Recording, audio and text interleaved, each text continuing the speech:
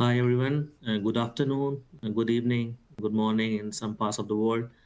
Uh, Welcome to the webinar of WBBA World Broadband Association. The topic of the webinar today is network evolution for the 5.5G slash 6G era. And then we are going to discuss about the net 5.5G architecture from the transport network perspective. I'm your host and the moderator of this session as well, plus the speaker. My name is Samir Malik, and I'm a senior principal analyst and a lead global consultant for the networks based in Sydney, Australia. And I'm hosting this all webinar with my key panelists and the speakers from around the world on different topics on network evolution for the 5.5G and the 6G era. Uh, Before we going to start formally and present everyone about the perspective, I think first I would like to give some light on the World Broadband Association. I know that many people already aware of the World Broadband Association, but for those who are not aware of the World Broadband Association, this is basically an organization that partners service providers, telco service providers, cloud providers, industry stakeholders from the regulator side, government, IPv6 forums, GSMA, and then many other partners who actually contributing their efforts in developing the broadband framework, broadband development around the world for different countries, architecting the different blueprint and architectures for the network evolutions. So actually is basically shaping the opinion base or uh, the industry development on the broadband network, specifically on the transport network, considering the IP, optical access networks.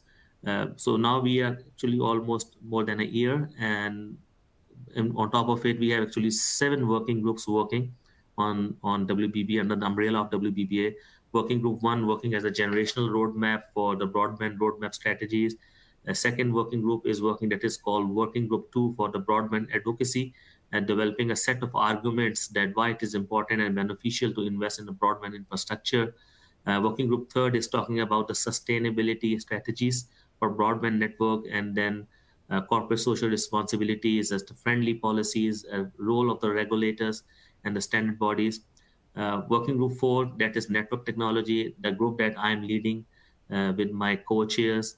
That is a pure technical implementation or the blueprint architecture working group for the vendors, partners of different industry perspectives, cloud, service providers, regulators. And we are actually developing a theme for the blueprint network architecture for the IP transport network from access all the way towards the core. And then what will be the role of IP transport network in the AI era. So that's a pure deep dive technology group. Then we have Working Group 5 on the Broadband Cloud Development Index to finalize the benchmarks and the role of the broadband innovation and leadership around the world. We have 2 recently launched working groups that's called Working Group 6 and 7, 6 for Customer Premises Network and Working Group 7 for Artificial Intelligence. So Customer Premises Network is basically dealing with the exchange service and application innovation use case and requirements for the customer premises networks. And then for the Working Group 7 is talking purely about the artificial intelligence. And you already know that artificial intelligence spark a new discussion around the world. So what will be the network infrastructure in terms of artificial intelligence, what we need to do. So this is basically, I'm just describing the overall working group perspectives under the umbrella of World Broadband Association. We call it WBBA, and what we are doing. And then you all more than welcome to coordinate, to participate, and to join in this group through the membership or through some procedure that is actually laid down on the World Broadband Association website. So that's a quick overview.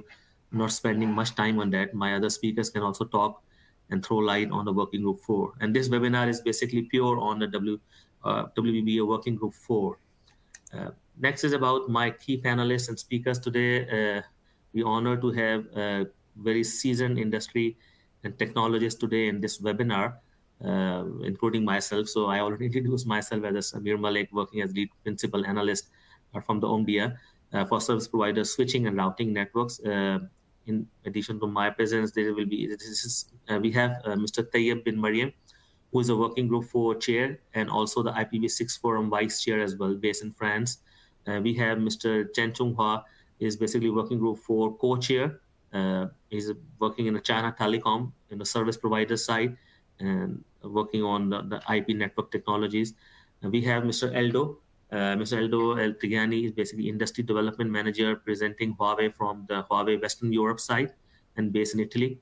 We have Mr. Li Pengchao. He's a vice president for the Eversec Technologies based in China and very much deep dived on technological testing and other parameters, what we did in the working group 4 for the testings for the proof of concept of the different technologies. And I'm going to share that one later in my session. So this is the panel list for today's webinar. And if you have any questions, anything after each presentation, you can pop your questions in the question and answer window, and I'm happy to take all the questions for different speakers at the end of the session, and we can answer that one. Next is my session, so I'm not going to present myself, my biodata. I mean, it's already there on the registration page. So what my topic is talking about today is then overview of the network evolution for the 5.5G and 6G era and Net 5.5G architecture. So what we did in this one and why we realized to write a white paper on this one, as you already know that AI sparked a new discussion, and supercomputing, I can say, is a product of the AI, where AI drives the explosion growth of the data center networks. New applications, we call it the immersive video applications, either at business enterprise side or at home consumers, they all need high bandwidth. If you can see the graph on my left side of the slide, though is a bit smaller, but you can download later on the PDF version of the slides. The net new AI applications in next 2026 to 2030 will be 56% of the overall applications, including the enterprise and the consumers. So there will be no more conventional applications anymore where we just need a simple internet connectivity. We need AI-enabled applications. Doesn't matter is the enterprise or the home, but the users really need it. So considering this growth of AI applications that can carry 56 to 60% in coming 5 years, the big questions for the service providers around the world, that are they ready to carry these services on your transport network, specifically when we talk about the IP network from access all the way core, because the consumer's demand is for faster network, deterministic network, low latencies, personalized and customized experience for their user services, and they need a higher bandwidth. So is my existing network is is able to carry this challenge for the service providers? That's a big question. So we need 10 gigabit speed to the connection, not only a simple connection, not only a simple connectivity. We need a 10 gig compute capacity for maybe from 90K to 850K edge service for edge compute. We need a low reduction, like from 10 millisecond to maybe 5 millisecond or maybe 3 milliseconds in last. I mean, for the better experience, like after 5-7 years, I know 3 millisecond is a very strict requirement or very strict target to achieve for service providers, but this is the way that how the network can do the evolution. And on the right side, you will see in different applications. I just thrown some pictures here for enterprise, home, campus networks, mobile connections. They all need 10 gig at least for their connectivity for and getting the personalized experiences for their AI upgraded traffic applications. So that's the overall summary. And considering this requirement and challenges, we thought a lot in the working group 4, and we reached to the consensus that industry really need a short, comprehensive, to the point white paper or blueprint architecture for the network evolution of the IP networks and how we can drive that IP network. I know, being an analyst, I'm talking with service providers, and we know that people said we are ready with the network. We have no much worry about the AI applications, but on the real grounds, what need to modernize in the IP network to carry this AI application? That's a big question. And this white paper that we launched recently in Mobile World Congress in Shanghai last month, and it's already free to download. I'm showing in the next page. You can find out many interesting topics that we are discussing under the IP umbrella, like the segment routing, Wi-Fi 7. We talk about the data center network connectivities, IP and access core. So these all these technologies we discuss under this white paper. So this is the reason we wrote, and this is the white paper that I was talking about, and network evolution for the 5.5G 6G era. We know that mobile technologies like the 5G and now the 5.5G, we also call it 5G advanced, is gaining more popularity and getting a lot of traction from the service providers, and doing a lot of advancements as compared to 3G, 4G, or even 5G. So we need to see what network is actually required to carry that one. So this is a white paper that we launch. We talk in very detailed, deep dive technology blueprint or the framework from the industry perspective, from the service providers perspective, and the vendors perspective, that how they can work together and then modernize their IP network. What bandwidth they need and access, what bandwidth they need at the metro network, how they can evolve the core network, why they need a 10 gig to the site, how the AI can help to modernize a DCN network. So this all discussed very much in detail, and is free to download from the WBBA website. You can go to worldbroadbandassociation.com and you can find out the free download. This is our second white paper after the cloud network synergy that we published last year in the webinar. So this is the white paper, and these are the participating members in this white papers in this group, like including the Okla, China Telecom, Huawei, Nokia, uh, Racecom. We have plenty of big names here from the regulator side, IPv6 forums, ZTE, OMDIA itself. From my side, I'm presenting that on STC. So there are a lot of participating members, and we thanks all of the contributors in helping and guiding us in driving to this network evolution in the white paper. Next is about the overall, because the white paper is long, but what I try to put in my session is to give you a quick overview that how the network could be modernized. Apologies that the slides are not very clear because of the graphic constraints on the platform, but you can see on the left side, this is end-to-end network of the IP and IP transport network. So what our recommendations are that 10 gigabit to the campus, to the access, to the home or enterprise users, and then it can converge to the metro network, or we call it the metro area network or the metro aggregation with the 400G at the first step. And then there's a choice for service provider to upgrade their 400G to the 800G. And similarly for the core network, they start with the 400G and then move to 800G. So 800G that's a new direction for upgrading their core network, and then using the 800G for the converged data center network. So that's basically from the bandwidth perspective. But we talk about from the protocol level or the networking layer, we are recommending the SRv6 over the MPLS VPN. And the reason I think everybody knows on this session is that IPv6, because of the larger bit address space and of the more programmability capabilities without using any translation for netting. So IPv6 and IPv6 enhanced that can support the segment routing v6 is the way forward. The service provider actually always asks this question: why need IPv4 and why not?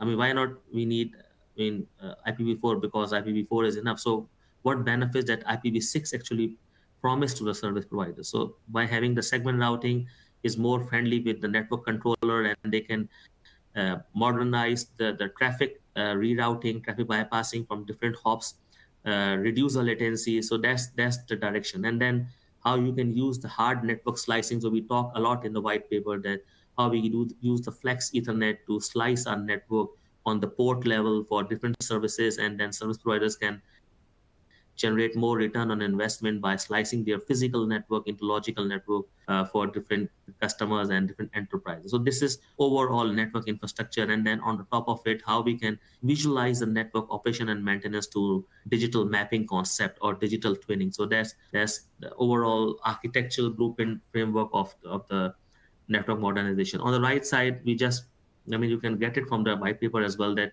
what need. So we try to define different scenarios like IP transport network, DCN, campus, and intelligent O&M. And then on the right side, we figure it out the importance and application uses on IP transport network. For example, why we need ultra high bandwidth, for aggregation, metro, or access, and what type of evolutionary steps are required for service providers to modernize their network. Similarly for DCN, so what drives DCN growth? for sure AI. So AI is no more a buzzword. So how AI drives the DCN growth with the supercomputing power and the quantum computing. So that's the next step, is the next, I can say, the next point of discussion for everyone in the industry. So what we need for the campus network, my Wi-Fi 5 is enough, or we need to go Wi-Fi 7? And if you go for Wi-Fi 7, why, like smart hospitals, smart factories, smart corporation, they need Wi-Fi 7 to for 23 gigabit per second, to some theoretically it can go to 30 gigabit per second as well. So what ultimate experience actually it promises? And then last but not the least, how service providers can move from L3 to L4 and L5 autonomous network operation and maintenance that is AI enabled. How they can do the self-predicting, self-healing, and proactive network operation and maintenance. So this is overall concept. Because of the time limitation, unable to go in detail for every topic, but that's what we uh, described, explained, and discussed in detail in this white paper. Uh, Last slide from my session is about the testing framework. I think this is very unique. You didn't find anything on the POC testing. So what we did with the China Telecom real labs, what we did the testing of the cloud network synergy, how we can do the synergy of cloud and network together to help the enterprise or the consumers to one click to the multiple clouds, like public private clouds. For example, uh, 4K video, why the 4K video experience is very bad at the consumer side when the accessibility from the far location. So what's the role of the cloud network? How the cloud and network can synchronize their resources to get smoother experience to the user. So it's like four test cases we did on the lag test, TCP, and the low bit rates in the two cities between Beijing and Shanghai. We also tested the round trip times and the transmission control protocol, where the packet loss happened. What about the jitter, delay, and what was the outcome if there is a jitter and delay in the network? How you can do the monitoring of the packet loss? So how you did the wire sharks? So it's a complete, very long, I can say very long, exhaustive test report with the real test scenarios. And on top of it, I personally did this subjective analysis report of 4 pages on the testing cycle. So if you don't have the time to go in detail for every test case, you can just read out the subjective analysis and also the framework of this all testing. So gives you a better idea, and it can work as I can say as a guidebook for industry to find out that, one, how the POC test will be done in a neutral environment. Second, what is the importance of cloud network synergy, and third, why IP network modernization is very important. No matter is AI or supercomputing or whatever, but transport network modernization is necessary. So this is also free to download on the WBBA website, and you can get an insight on it. So this is all about my session, and I would like to invite my next speakers now to talk about their part. So second is, I think after me is Mr. Tayyip, who is very seasoned in the industry, in the IP field. He is chairing the IPv6 forum in France, and he is also the working group 4 co-chair with us. Uh, and he is actually, I can say, is a mastermind for all the framework for the POC testing, and who actually helped us to find out the value of the IPv6 in real terms, not only on the address limitation of the address bit space, but why we need IPv6, and then what is the role of IPv6. So he is going to talk from today's talking about industry development and the standard perspective, and tell us that what is the role of the stakeholders in making this network evolution of net 5.5G, that is the transport network modernization for 5G advance or 6G era. So over to Mr. Tayyip, and then we can move to another speaker. Thank you very much. Thank you, Samir. Mr. Tayyip, please. Can you hear me? Hello, can you hear me? Yes, we can hear you. Please, Okay, we can thank hear you. you. Please continue. Okay, thank you. Thank you for participants in the webinar. Where you are, good evening, good morning, good afternoon.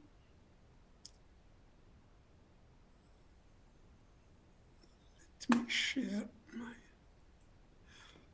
So the main stakeholders involved in the Net 5.5 development cycle in the fixed broadband space are from a standardization side. We have a standard maker like HC, like IEEE, like a broadband forum. And from industry development side, we have WBBA and GSMA.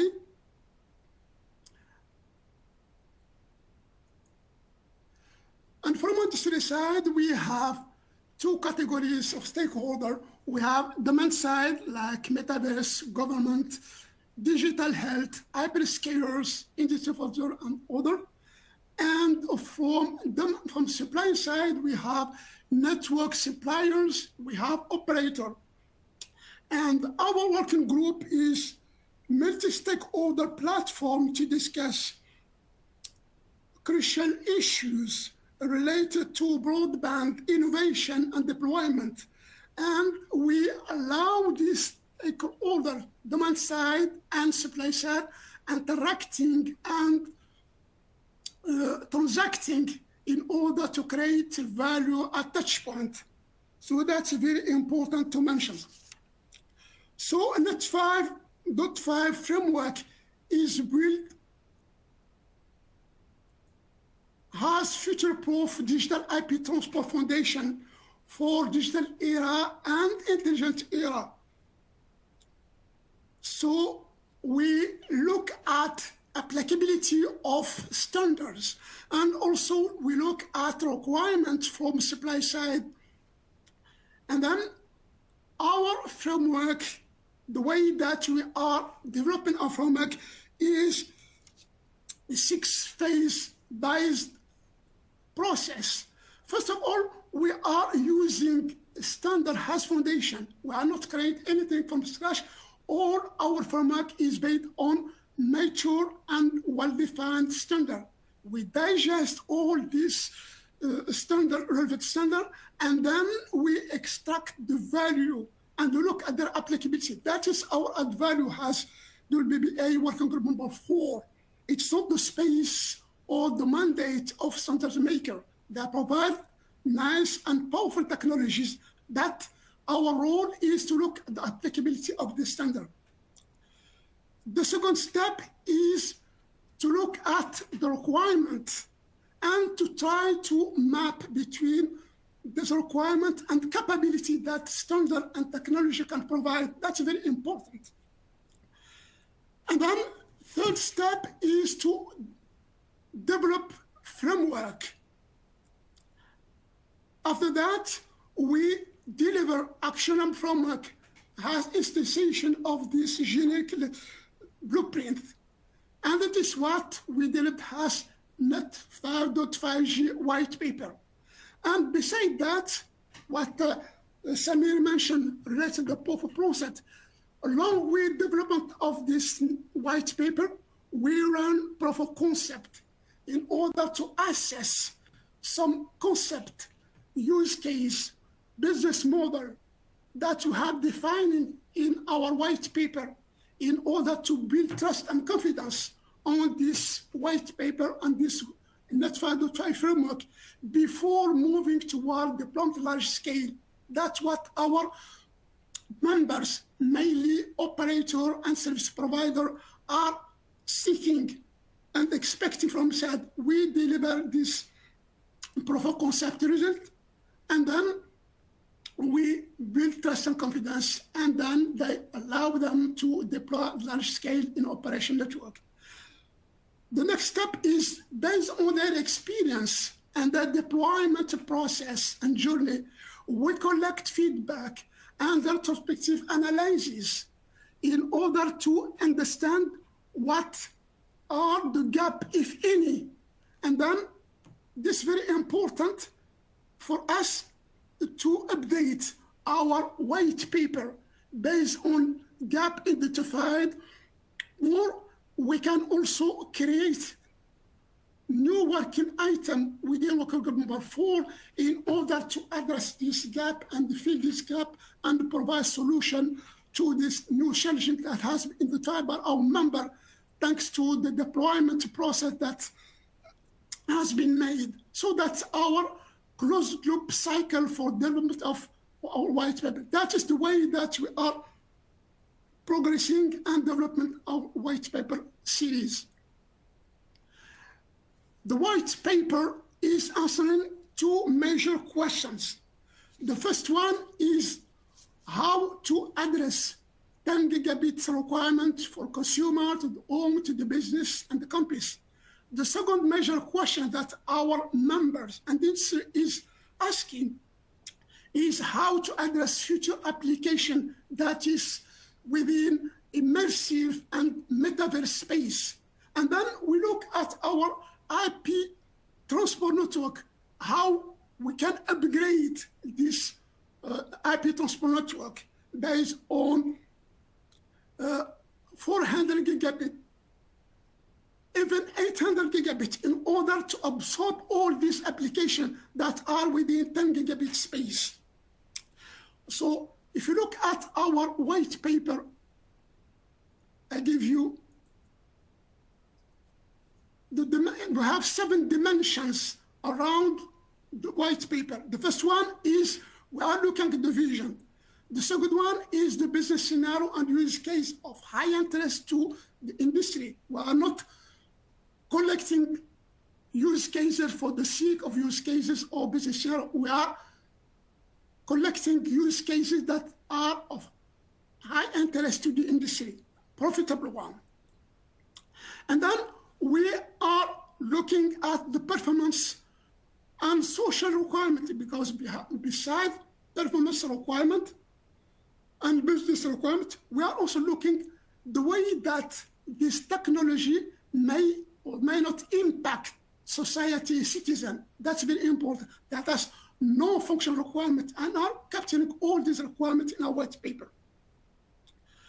And then we are looking at the role of stakeholder and the responsibility communications. Then we derive a design blueprint as generic framework, and then we instantiate this blueprint into architecture framework, and then we deliver actionable framework to allow our member, mainly service provider, to guide them in the deployment process. That is the whole cycle of development of a white paper.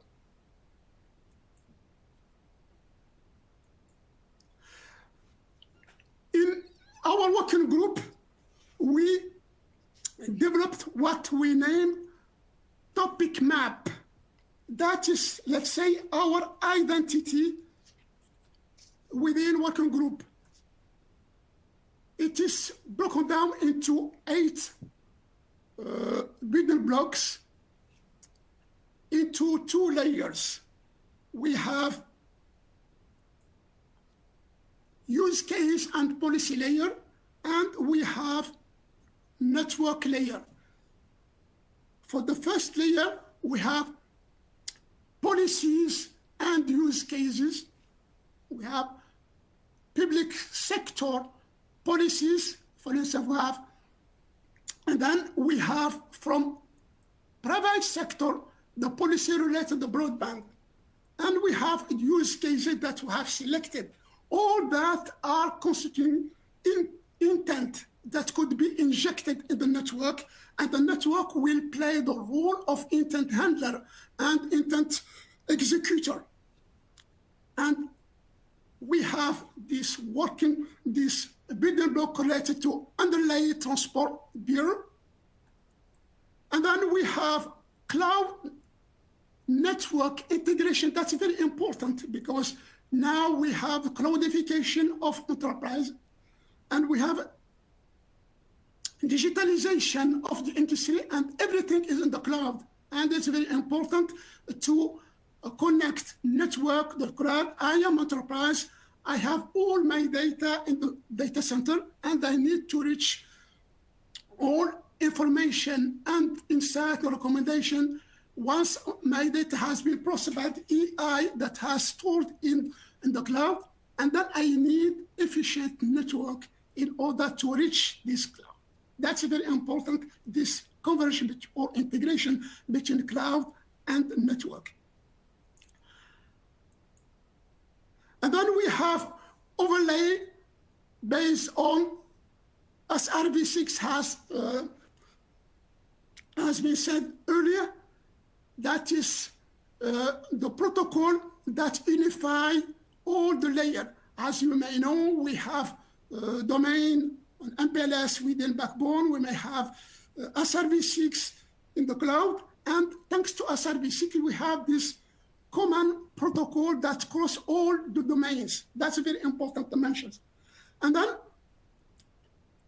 we can offer our asset via API. We have this repository of asset that can be consumed by a service provider or innovator that do not have any asset, any network. And then they want to build their network. The only thing that they have, for instance, they have catalog of products and services. And then they want to build their network, but they don't have any infrastructure. They rely on other service provider. And this is exactly what we wanted to deliver here. Cloud and the network has a service. And then the innovator or service provider can consume by discovering the asset that they wanted to use in their network. That is the role of this repository of asset. And then we have also non-functional requirements that are embedded in this framework. We have security, we have sustainability, we have adaptability, all non-functional capabilities and requirements that are built in or from outset in our network. And the last and the least, we need to manage in effective manner. And this is what we named intelligent support system, that is evolution of Intelligence OSS. That are the 8 building blocks that are broken down into 60 topics. What is the role of this digital map? If you wanted to develop a new white paper, we need to look at this topic map, and then we select relevant topics, and then we develop white paper that is of high interest to industry. The same goes for proof of concept. If we wanted to develop proof of concept, we have to look at topic map, and then we select relevant topic, and then we can develop white paper and proof of concept. The last slide for this short presentation is the takeaway that I would like to share with you. In fact, we are moving from digital era in one side with purpose is acceleration of digital transformation, and we wanted to move to intelligent era where the purpose is to build fully connected world.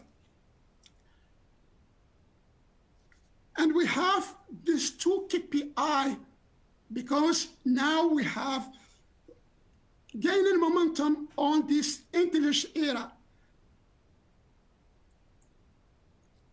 That's 2 KPI or 2 indicators.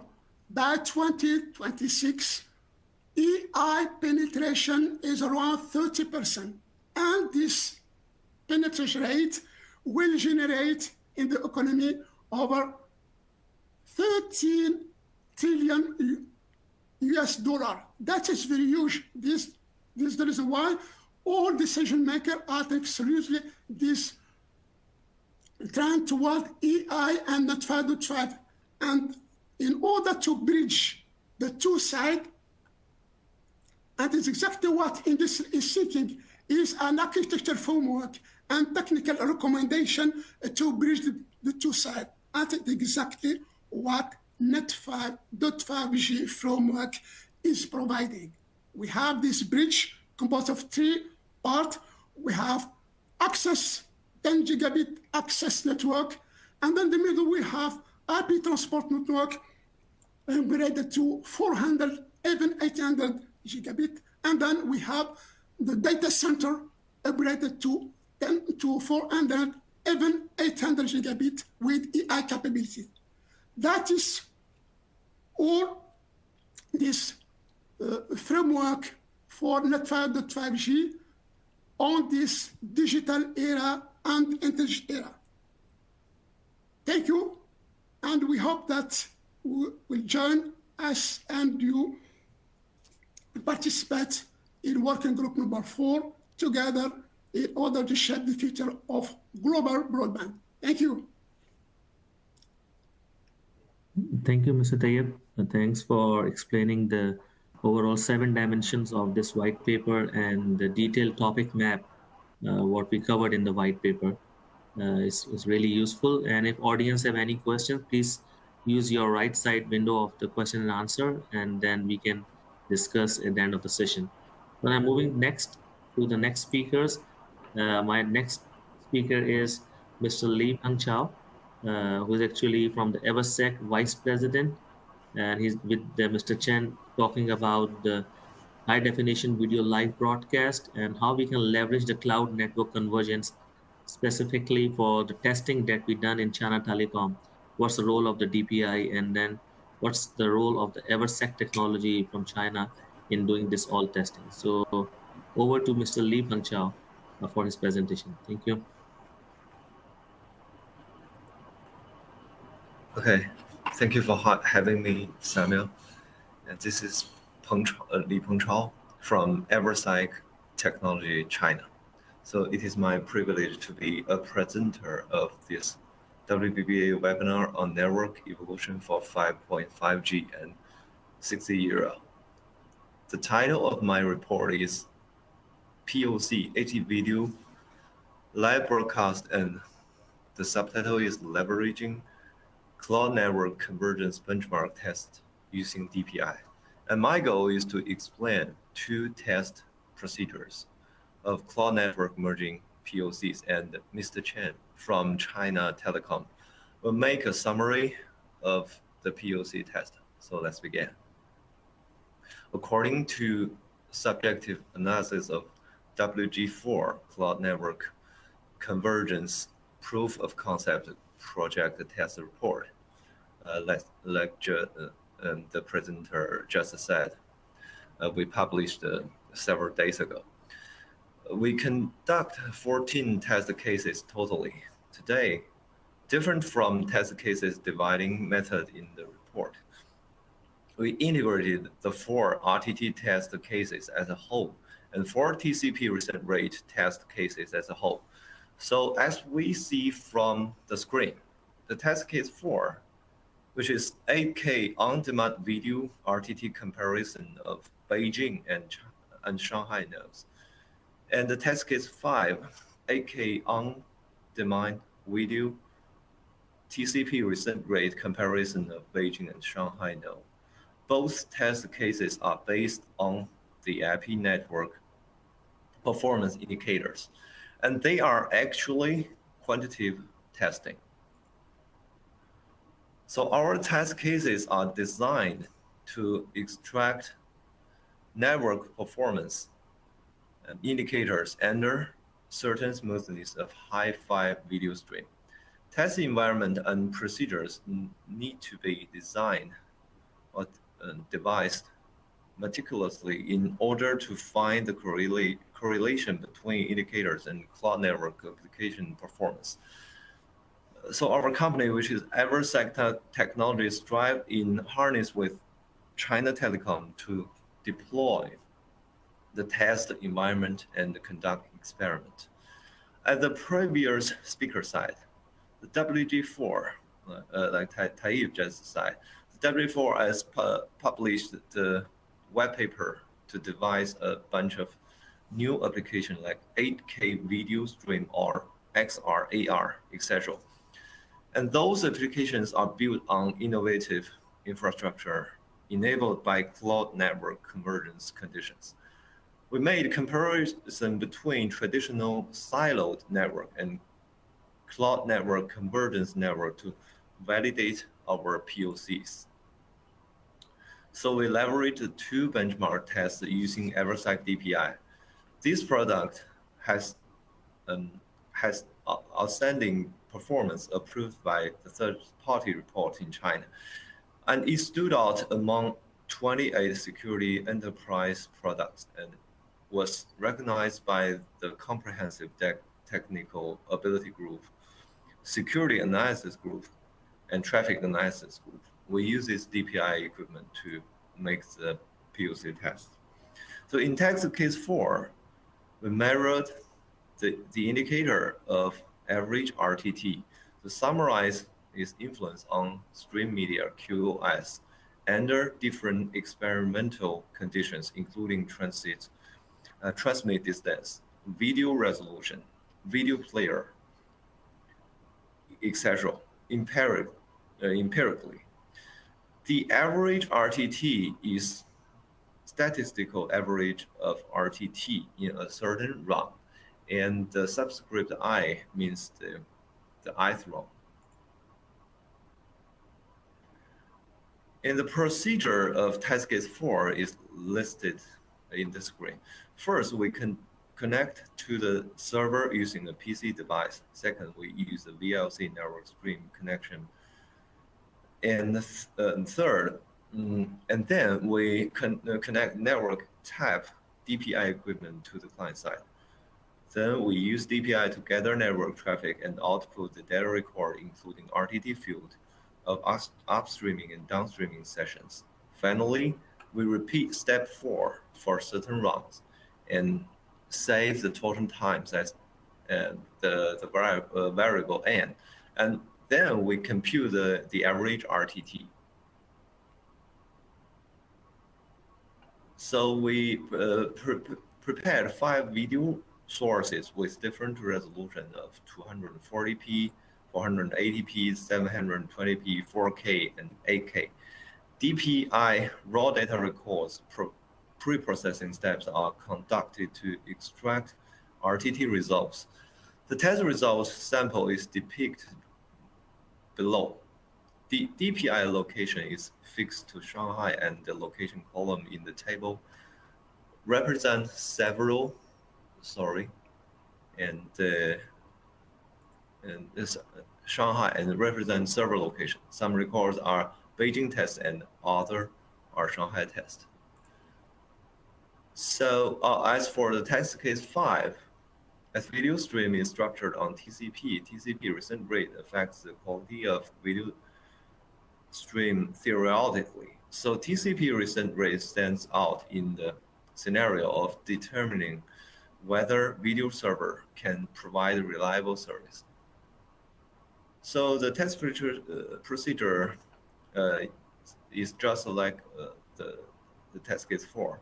And so I don't want to extend the steps in detail. So one thing I need to mention is, and we use DPI to gather network traffic and output the data record, including recent TCP rate, TCP packet among the field of upstreaming and downstreaming sessions as recent TCP packet I, which is the ith recent TCP packet. So we just make a division to compute the average recent rate and make a statistical average to make that statistical result file. And finally here, we list some sample result of test case 5. We prepare five video sources with different resources, just like the test case 4. And DPI raw data records pre-processing steps are conducted to extract the TCP recent rate results. The test results sample is depicted below, while DPI location is fixed to Shanghai, and the location column in the table represents server location. So thanks for your attention, and I would like to hand over to Mr. Chen. Let's welcome Mr. Chen. Okay, thank you. Hi everyone. This is Chen Zhonghua from China Telecom, and it's my honor to attend today's WBBA webinar. First of all, I would like to thank Dr. Li Pengchao for his introduction of the technical details of this POC project, and the company Eversec for its support to our POC project. So next, I will briefly introduce some conclusions of POC and the practical significance of the network architecture published by WBBA WG4. Okay.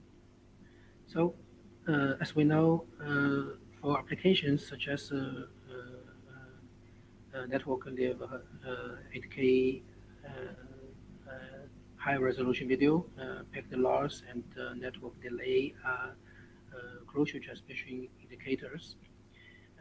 Usually, each packet loss will cause a video lag or a mosaic on the picture, and the network transmission delay about more than 50 milliseconds will also affect the smooth playback of the video.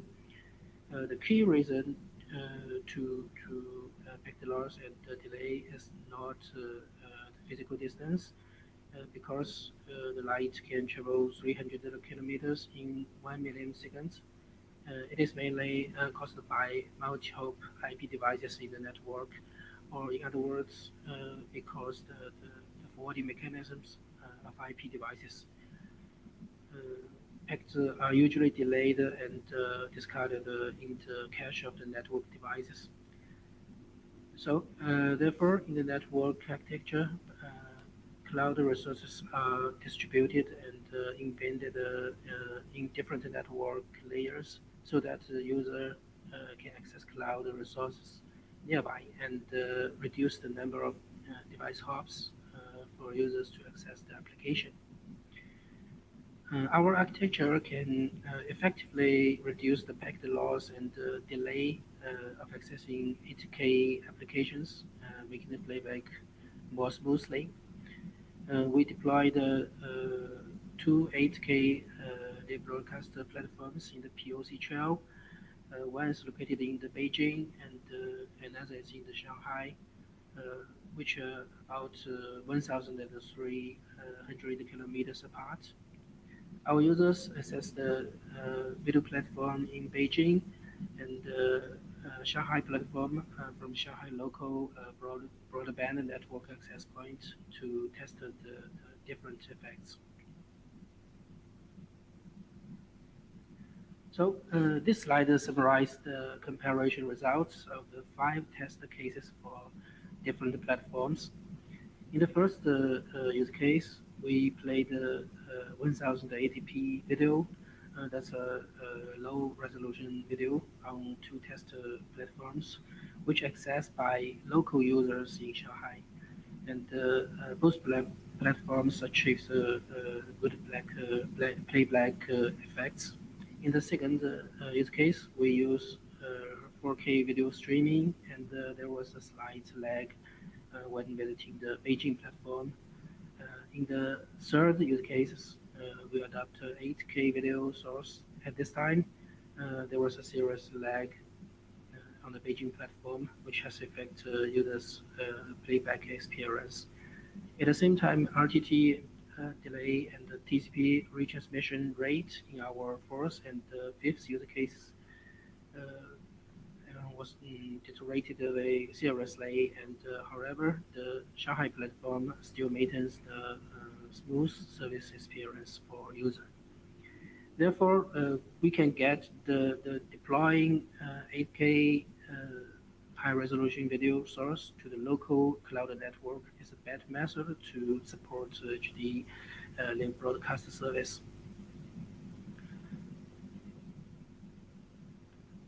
So for the high resolution video services, the physical distance between the platform and the users leads to the increase in the number of intermediate node devices, and the increase in the hop count of devices leads to excessive delay and packet loss.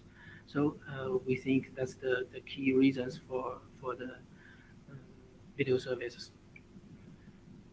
All this will result in the decline of transmission quality, and ultimately users' business experience will also be declined by these reasons. Therefore, it is necessary to introduce a new cloud network architecture to deploy service node more closer to users, which helps improve service experience. At the same time, we also think the cost of network construction is also reduced due to the reduction of intermediate equipment nodes. Uh, Such architecture is more satisfied to the development of cloud network emergency services in the future. So that's all the our POC's results. And this is the business logical Thank you, between Mr. Chen. POC. Yeah, yeah, hello? Thank you for sharing Okay. your POC. Yeah, Mr. Chen, thanks Yeah. for sharing your POC testing results and the scenarios. We are running a bit of time, so I would like to introduce and invite my next speaker, Mr. Eldo, who is Industry Development Manager in Huawei, and he is going to talk the vendor's perspective uh, on the network evolution of the IP networks and the transport network modernization. So over to Mr. Eldo for his presentation. Thank you very much. Many thanks, Mr. Samir. Uh, and so I want to introduce the Huawei point of view on the technology mentioned and recapped so far. So the network is evolving and looking towards the 2030. So we can call this evolution towards the 5.5G era. We see this, and we confirm this need for an ubiquitous 10 gigabit per second services in multiple environments, so in home, in campus, in enterprise, private line, mobile. So there is this need to improve the bandwidth, reduce latency to deliver services of today, but in particular also of tomorrow.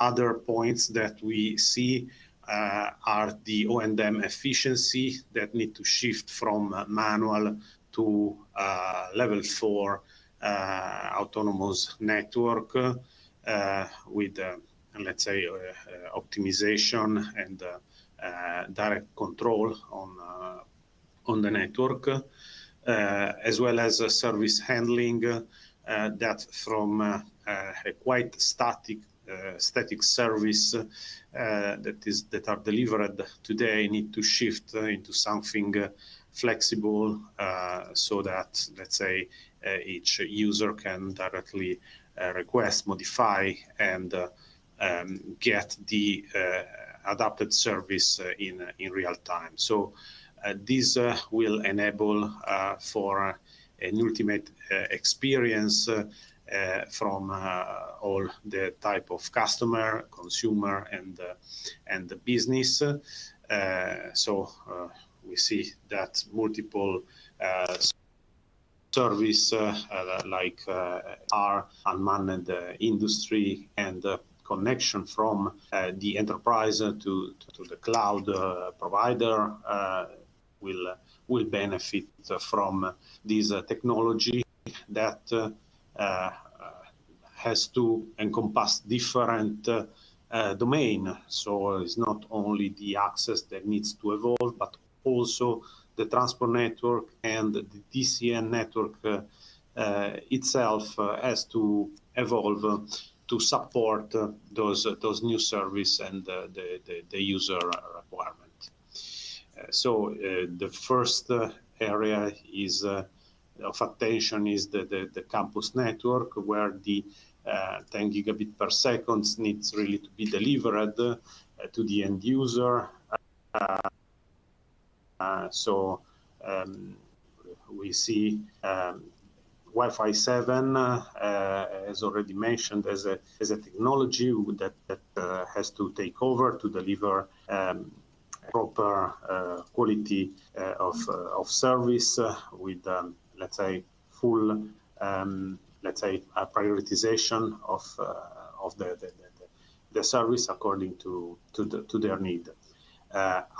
Intelligent scheduling is another aspect. For sure, there must be a prioritization of the service that are real time on top of the one run in background, and this has to be recognized by the campus network, as well as an intelligent O&M where the fault and root cause analysis from a digital map taking care of all the environment needs to be in place, allowing also for an optimized utilization of resources for energy saving. The transport network in itself is also highly see from China Telecom, so needs to evolve as well. So 400 and 800 GE are really coming, and technology like SRv6 needs to be used for intelligent traffic utilization and flexible allocation within the network. Slicing mechanism for the different kind of application with traffic prioritization has to be in place, as well as congestion avoidance by the digital map that also in this domain is definitely relevant, and of course also fast fault recovery. Moving to the data center, so also in data center, the bandwidth, low latency needs to be in place with 400, 800 giga Ethernet as the target protocol that is emerging also in this domain with a lot of standard activity also ongoing. So the data center is now moving from pure, let's say, cloud application as we, let's say, normally use it till now, to AI data center where the training, where the AI service and video service like augmented reality needs to be delivered.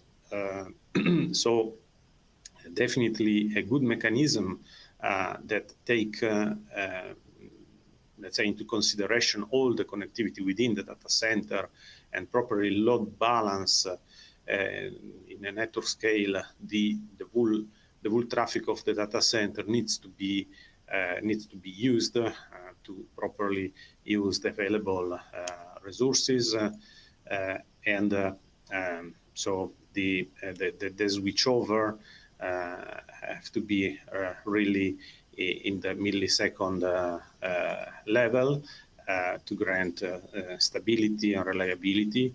But digital map again is in place for the load balancing, but also for the recovery of cross data center possible, let's say, sort of disaster fault. So this also is has to be in place. So we see this digital map by domain, but then also all since the protocol like SRv6 can really connect all the domain without stitching point, without the need for overlay and so on. So it's let's say something that simplify and enable the overall automation. This is the last slide. Some technology are spreading and quickly spreading. So for sure, this is not the updated one, and I also know for sure. So by the day, there are new projects coming up, and the request from the market is very high for those kind of technology. So in working group 4, as also our chair mentioned, we collect all those technology architecture. We try to figure out which are in scope for the coming evolution, and then the next step will be to define best practice and benefit to try to have this role of driving the deployment and let's say accelerate this transition towards the new era of network. So definitely, I noticed from the audience a lot of let's say people from the industry that would be really relevant for the working group 4, also to get additional support from their side, feedback and experiences would be really welcome. Thank you. Thank you very much, Mr. Aldo, for presenting a very brief and comprehensive viewpoint from the vendor's perspective on the IP transport network modernization. So I think now is all speakers already presented. So the conclusion of this all webinar, I know, is now more than an hour now. So I just want to conclude very quickly that WBBA Working Group 4 invites all the participants from service industry, from the service providers industry, vendors, regulators, government bodies to join hands in hand with us in Working Group 4 or WBBA to define better frameworks and evolution strategy for the IP transport networks. So that's the chance, and that's one of the reasons that we want to open our work to all the industry. So technical leadership is very much important, and recommendations for the service providers for the future or the target network modernization.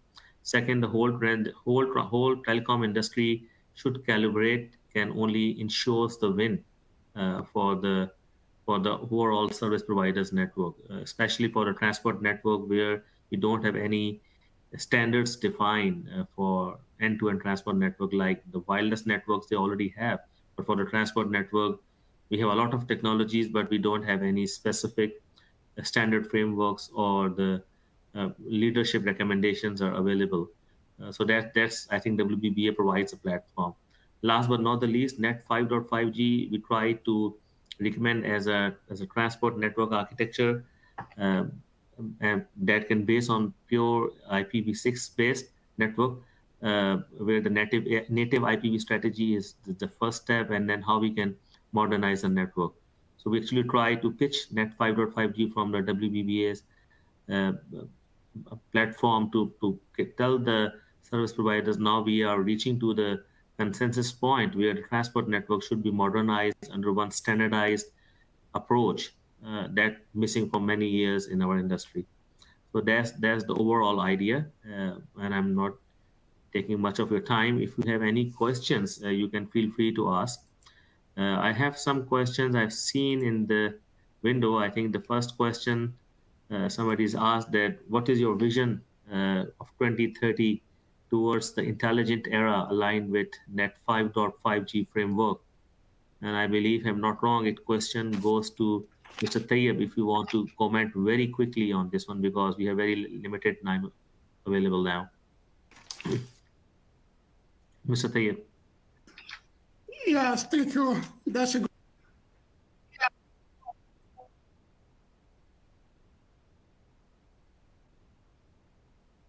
Mr. Tayyab, we cannot hear you. Hello.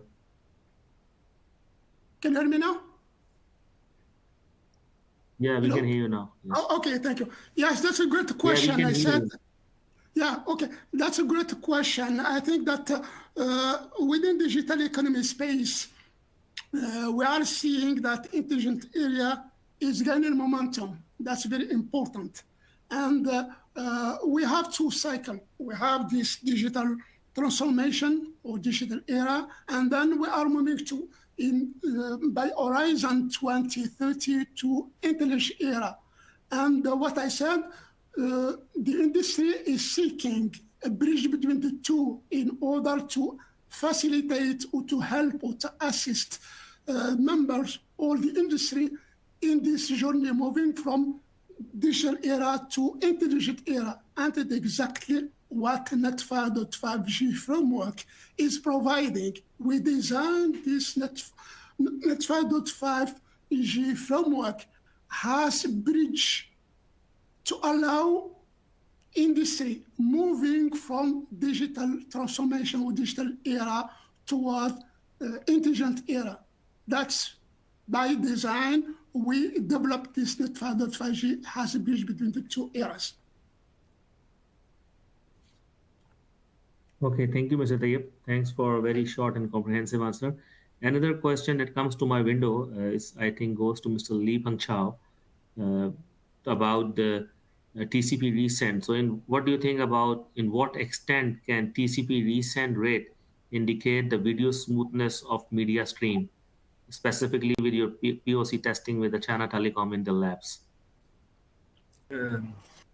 Okay, so then we had a panelist to discuss whether to use this indicator as a performance indicator in cloud network convergence era or environment. So let's explain that. The resend rate of TCP refers to the frequency at which TCP segments are resent. This can occur when an acknowledgement packet, which is ACK, is well known, is not received by the sender within a certain time frame, indicating that the segment may have been lost or corrupted during transmission. So according to our test results, TCP resend rate is related to video quality in practical, up to the point. So we can summarize that in general, TCP resend rate is higher when video player, which is a VLC player, is in frozen frame or a broken frame situation without considering other settings. So we choose this indicator to as a POC test case. Samuel. Thank you. Thank you very much. Thank you very much, Mr. Lee Peng Chao. We do have some more questions, but I think we are already short of time now.